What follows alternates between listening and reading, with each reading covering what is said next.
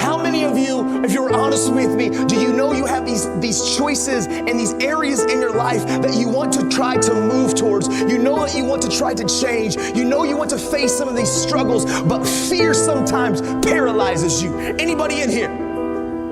Yeah, man, I've learned in my journey that I have to skydive that thing. And here's what I mean.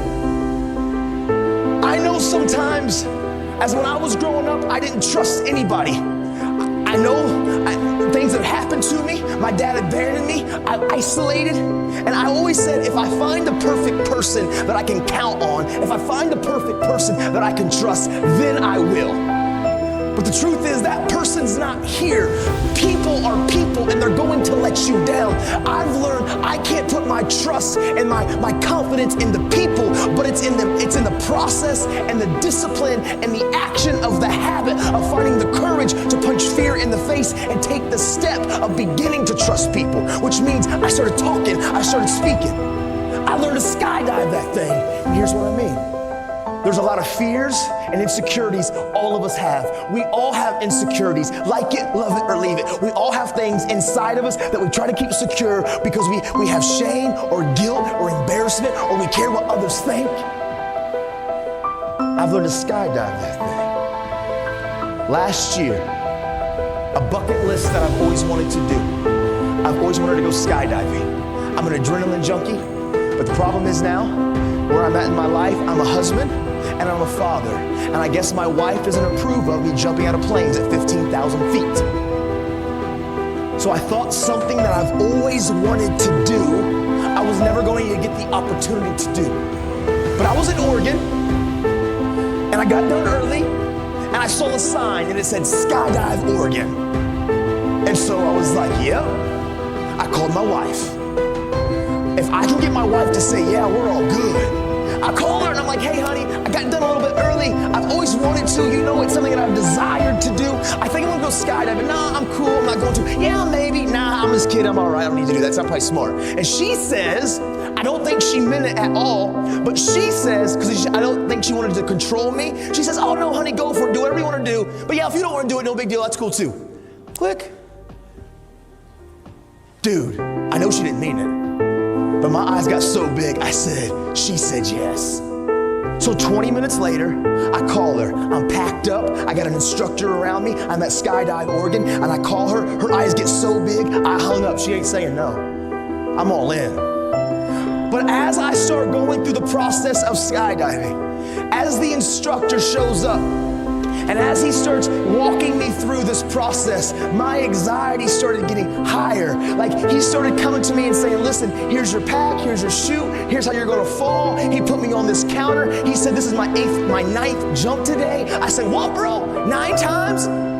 Do you pack your chute? He said, every time. I said, so you packed your chute 9 times today? Are we gonna test the odds? Are we good? We're cool on one more? Did you get tired? Did you miss a fold? He said, no, bro, it's cool. He showed me how he did it. Dude, my anxiety, it's getting higher. This little ratchety plane lands. Ratchety. He said, all right, bro, let's get in. Whoa! He's from Oregon, so he's already kind of weird and a hippie. As we get into the plane, we start ascending. He slides in behind me.